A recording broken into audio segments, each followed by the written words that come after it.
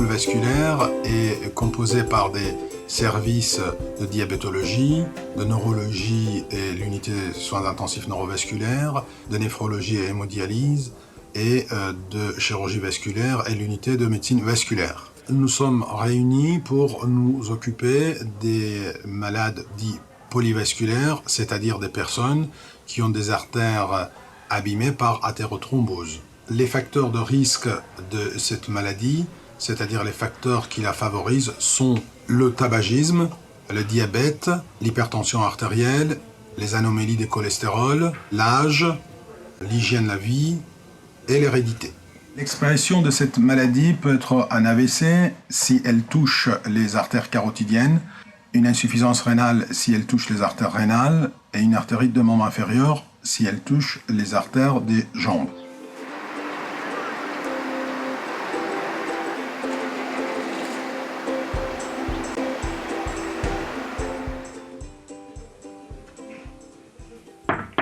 Oui.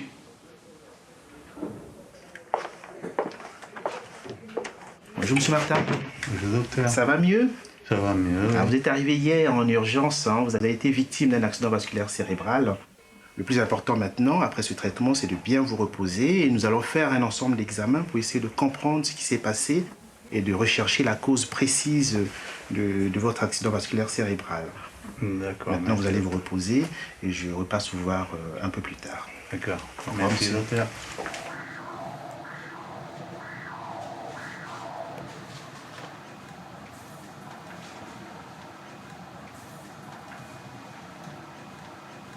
Monsieur, l'échodoppler a détecté une sténose carotidienne. Vous allez donc rencontrer le chirurgien vasculaire pour envisager un geste chirurgical.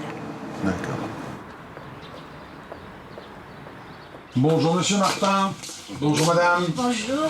Je suis docteur Salari, chirurgien vasculaire. Vous avez fait un AVC, l'équipe de neurologie vous a pris en charge, hein, et on a découvert que vous avez une lésion serrée significative au niveau de votre artère carotide. L'artère carotide, c'est l'artère du cou, hein, et c'est à partir de cette lésion que vous avez eu ce problème d'AVC. Et pour que de nouveau vous ne faites pas un AVC, il va falloir qu'on vous opère, c'est-à-dire nettoyer cette artère. D'accord. Voilà.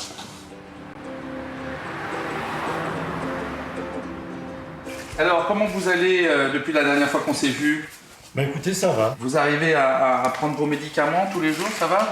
Vous les oubliez pas? Non. Vous les oubliez pas trop souvent. Donc là, vous voyez, il y a une artère que je sens pas très bien. Il faudrait peut-être que je prenne rendez-vous pour vous pour faire un Doppler des artères des jambes. Hein. Ah oui, bah je m'en renseignerai, oui. Ok? Oui. Bon, très bien. Il y a combien de temps l'épreuve d'effort? Peut-être 2 ans? Ouais. Quand vous marchez, quand vous faites du footing, ça se passe bien. Vous avez Oui, mal nulle part. Je ne ressens rien de particulier, j'ai D'accord. pas de malaise, j'ai pas de flottement. Vous savez qu'il faut le faire progressivement. Hein.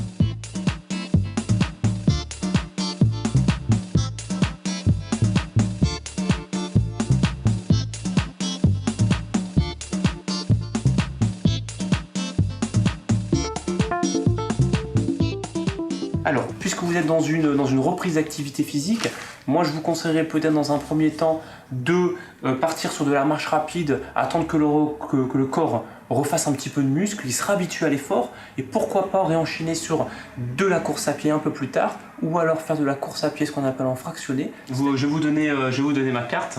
Vous pouvez toujours me recontacter au Cetradim, soit vous m'envoyer un mail, soit on peut prendre une consultation, c'est totalement gratuit, quand vous le désirez. Bon, en tout cas, c'est encourageant et à encourager.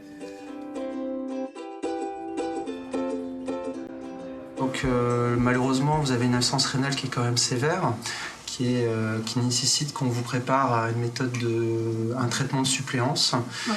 Alors, là aujourd'hui, je vais vous expliquer les différents principes de traitement de suppléance. Donc il y a l'hémodialyse, la dialyse péritonéale et il y a aussi la transplantation rénale ou rein-pancréas dans votre cas. Là aujourd'hui, on va plutôt parler d'abord de l'hémodialyse. Donc l'hémodialyse, cela nécessite un abord vasculaire, soit un cathéter tunnelisé, soit une fistule artério-veineuse qui se situe la plupart du temps au niveau des bras, soit au niveau des avant-bras dans un premier temps, au niveau du bras. Ça permet d'échanger le sang à travers une membrane qui est un rein artificiel, qui remplace le rein, 3 fois par semaine. En général, c'est 4 heures. Donc ça se passe initialement en centre hospitalier. Et ensuite, lorsque dans les 3 premiers mois, la situation est stabilisée, qu'il n'y a pas de souci de problème médical aigu, on va dire, on vous proposera d'aller en hors centre. Et il y aurait possibilité d'être greffé avant de passer en dialyse ? On sait qu'à partir d'un certain niveau d'insuffisance rénale, on va enclencher une inscription pour une greffe préemptive. Donc l'inscription se fera auprès d'un centre de référence. Il y a quand même un ensemble de facteurs qui font que la transplantation est quand même la meilleure solution au jour d'aujourd'hui à proposer en première intention.